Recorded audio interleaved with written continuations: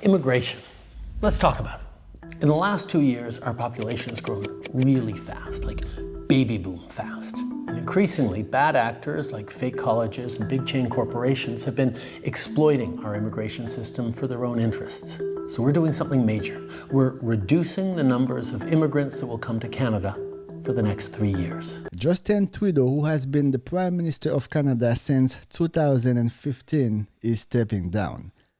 But don't get too excited. Yes, he is stepping down. However, he remains in power until there is a new Prime Minister, meaning there's going to be an election. That being said, we can expect to see Prime Minister Trudeau remain in power for another 6 months, unfortunately. What's going on, guys? Welcome back. Well, if it's your first time here, then welcome. You are watching a different approach with Talk to E. Now, how did we get here? What exactly happened to the Prime Minister? It could be one of the biggest policy reversals for Justin Trudeau in his time as Prime Minister. The Liberals now open to reducing the number of permanent residents admitted to Canada every year. We're looking at the various streams to make sure that as we move forward, Canada remains a place that is positive in its support for immigration. The Fed set a target each year for the number of people who can get PR, and it has absolutely exploded under the Liberals. 296,000 people were given PR in Canada back in 2016. Now that number is up to 500,000 each year in 2025 and 2026, a 59% increase. But it's not just PR. The Liberals did announce that they are cutting back on the number of workers who are allowed to come into Canada temporarily for low-wage jobs, and are also looking at reducing the number of high-skilled temporary workers. I've heard from provincial premiers, I've heard from my colleagues' counterparts in other provinces, I've heard directly from Canadians about where they see the direction of immigration going, and I think they're asking us to adjust. So the number of options that we'll be looking at, and it's not set in stone yet.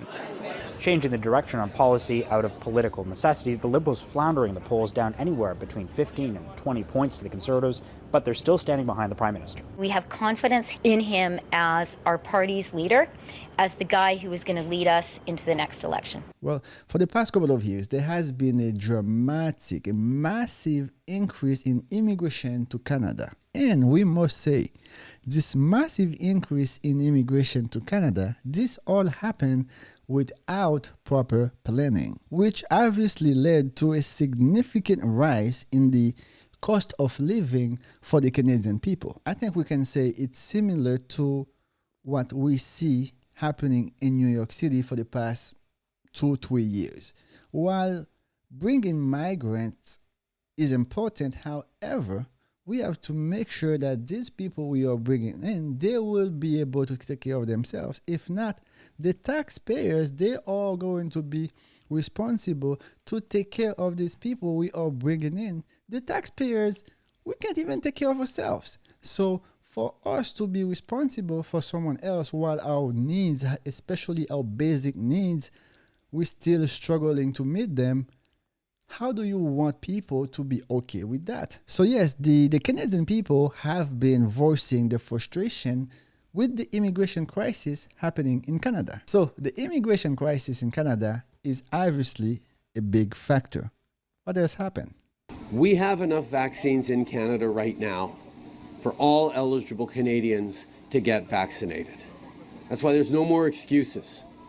People who've been waiting because they didn't feel they were a priority should now go and get their first dose and their second dose. Like 80% of all Canadians who've gotten their first dose, and the closing in on 65, 70% in the coming weeks that are getting their second dose. We need to get vaccinated to get through this pandemic, particularly with the real concerns around the Delta variant that we are facing, that is striking hardest, obviously, on under-vaccinated and non-vaccinated people. And it's not just about protecting yourself individually, it's about protecting your community. It's about protecting the kids who are under 12, who can't yet get vaccinated, but who desperately want to go back to school in person. It's about protecting educators and parents and frontline workers. It is time for people to get vaccinated. For those who are hesitant, to go and get their first doses and their second doses. That's why I've asked the Clerk of the Privy Council, who is responsible for the Federal Public Service, to look at mandatory vaccinations for federal employees. And we're also looking at federally regulated industries to encourage or perhaps even to mandate vaccinations for those industries. It is time that the 80% of Canadians who are doing their duty towards their neighbors, towards their loved ones by getting vaccinated, be able to get back more and more to normal, get back more and more to regular life. For that, those who are hesitant, it's time to get your vaccine. They are safe, they are effective, and we're going to continue following science and the recommendations of NACI and our public health officers when it comes to further boosters. But right now, we know that getting vaccinated with 2 doses of an approved vaccine in Canada is the best way to keep yourself safe, including from the Delta variant. Here you have it. Prime Minister Trudeau basically played the same President Biden COVID mandate vaccine. Prime Minister Trudeau made it mandatory for all federal workers to be vaccinated. Mandatory. What happened to my body, my choice? In one hand, you are screaming, my body, my choice. In the other hand, you are also screaming, you're going to put this thing inside your body. So which one is it? Now, I'm not going to lie, I fell for it. I fell for the trap. I took the vaccine. I saw all these people talking about public health, telling people to take the vaccine. People like Bill Gates telling us to take the vaccine. I'm like, okay, you know what? Maybe I'll take it. So I took it. Later on, I found out all these people that were telling us to take the vaccine is because every time we took the vaccine, they were actually making millions of dollars. So I fell for it. These are the images that have Justin Trudeau saying he's sorry. They're from an event in 2001 when, as a high school teacher, he was part of a gala with an Arabian Nights theme. Other images, including a grainy video, have also emerged of Trudeau in similar makeup, reportedly in high school in the 1990s. Here's his second apology in less than 24 hours. I want to begin by saying a few words directly to racialized Canadians who face discrimination every single day in their lives, even in a country like Canada. What I did hurt them, hurt people who shouldn't have to face intolerance and discrimination because of their identity. What previously appeared to be a dull election campaign has been energized and thrown into uncertainty. One of Trudeau's opponents, Canada's only non-white federal political leader, spoke of his own experiences with discrimination. When I was growing up, I fought racists. I dealt with them myself and I fought back. But I got a message from a friend who reminded me that there's a lot of people out there that couldn't do that. They couldn't fight back. They didn't have the ability to do that. And I think that it's going to hurt to see this. It's going to hurt them a lot. Also during this campaign, Mr. Trudeau and the Liberal Party have often linked Andrew Scheer, the Conservative opposition leader, to right-wing media and white supremacist websites. Mr. Scheer was quick to condemn the Prime Minister. Wearing brown face is an act of open mockery and racism. It was just as racist in 2001 as it is in 2019.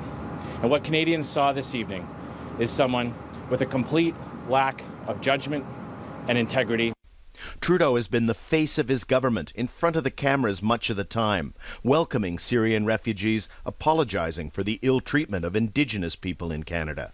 He was deadlocked in the opinion polls with his Conservative opponent before the images appeared. How this affects his standing with the voters will certainly determine his political future. Although Prime Minister Trudeau recently announced his resignation, however, anyone that was paying attention, we saw the fall down for the past 3 to 4 years. We could see it happening, especially in the past 3 to 6 months. We saw it coming. Now, I don't know how much the blackface hurt him, but for someone that's a leftist, someone that is woke, I'm sure he hurt his reputation, even though he apologized for it, but the damage was already done. This morning, one of the most recognized couples on the world stage turning the page on their storybook relationship after 18 years of marriage. Canadian Prime Minister Justin Trudeau and wife Sophie Gregoire Trudeau writing on Instagram, after many meaningful and difficult conversations, we have made the decision to separate. The couple had been a glamorous and prominent globe-trotting duo. Their split, unusual for a prominent political family, now drawing headlines. Gregoire Trudeau is a former TV personality and has become a powerful voice for gender equality. The two married in 2005 and share 3 children together. The pair appearing in the pages of Vogue, recounting how they first met as school children and eventually reconnected at a charity event decades later. Soon after, Trudeau says he told her, "I'm 31 years old and I've been waiting for you for 31 years. Even after ascending to the top of Canada's political ladder, the Prime Minister has not shied away from celebrating their love. Writing on social media several months ago, "There's no one I'd rather have by my side." She was an asset and she was a political partner. Now she no longer is. Trudeau has acknowledged ups and downs in their partnership, opening up in an interview on Canadian television in 2014. There are times when she hates my job and she hates me for loving my job. In a recent appearance on Meghan Markle's podcast, Gregoire Trudeau highlighted challenges that modern women and mothers face. A little girl is not born feeling guilty for being a girl. We learn it. And that's completely unacceptable. While public opinion of divorce has shifted, experts say separations involving public officials can be complicated. He wants to keep everything fairly private, and he's going to try to keep this off the radar as he tries to deal with his kids and kind of navigate through what will be a difficult time for him personally. Now, I don't know how much that separation or that potential divorce, I don't know how much that hurt Prime Minister Trudeau, but I'm sure it does. Especially his wife was someone that was involved. She was, very active in the political atmosphere. She was one of the voices or she is one of the voices for modern women, whatever that means. Now, I don't know how much it hurts. No me importa, pero it hurts. President-elect Trump had more than Congress's spending plans on his mind this week. He also took time to take aim at Canada and its embattled Prime Minister President-elect Trump had more than Congress's spending plans on his mind this week. He also took time to take aim at Canada and its embattled Prime Minister Justin Trudeau. Here's CBS's Christian Benavides. This week, Donald Trump once again fired off several taunts at our largest trading partner. Writing on Truth Social, Canadians want Canada to become the 51st state. They'd save massively on taxes and military protection. I think it is a great idea. Referring to Canadian Prime Minister Justin Trudeau as governor. It's hit a nerve north of the border. Insulted? Absolutely. We are Canadians first. The guy is, talking out of his, what? The taunt started after that surprise Thanksgiving dinner at Mar-a-Lago between Trump and Trudeau, where he first mused that if they want to avoid tariffs, they should become the 51st state. Trump threatened 25% tariffs on all Canadian goods over what he claims are border security concerns. Now, I believe President Trump was joking, but even if he was, he still sent a message to the Canadian people indicating that your Prime Minister is incompetent. But wait, there is more. And just when things couldn't possibly get worse, his closest ally, his finance minister, his deputy prime minister, his friend, has told him, "I quit." On the day she was set to deliver the government's fall economic statement, you cannot underline the significance of this enough. And she did it in writing. Upon reflection, I have concluded that the only honest and viable path is for me to resign from the cabinet. This is absolutely stunning. Never seen anything like that. It's a huge seismic development in Canadian politics. To lose her is a huge deal. It changes everything. Now, when your own people begin to turn their back on you in politics, usually that is a sign your time is up. Unless if your name is President Donald J. Trump. Let's go to breaking news coming out of Canada right now, where Justin Trudeau has announced he will step down as both party leader and the country's Prime Minister. Our US correspondent Jonathan Kersley is across developments. Jono, did he jump or was he pushed? Essentially, Justin Trudeau jumped before his own party pushed him out. There has been much internal battles going on inside Canada's left-leaning Liberal Party and much anger domestically over the state of Canada's economy. Justin Trudeau has been party leader since 2013. He's been Prime Minister since 2015.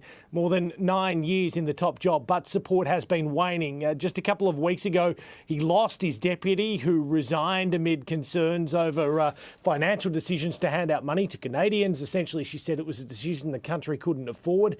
And it had been speculated since then that Justin Trudeau may well resign. Well, today he announced that he will be, saying that essentially he's going to hand it over now to the party to decide a new way forward in what will be an election year for Canada. He had been 20-something points behind in the polls, so a serious concern that his support was completely falling by the wayside. This is what he had to say when he announced his decision earlier today. This country deserves a real choice in the next election, and it has become clear to me that if I'm having to fight internal battles, I cannot be the best option in that election.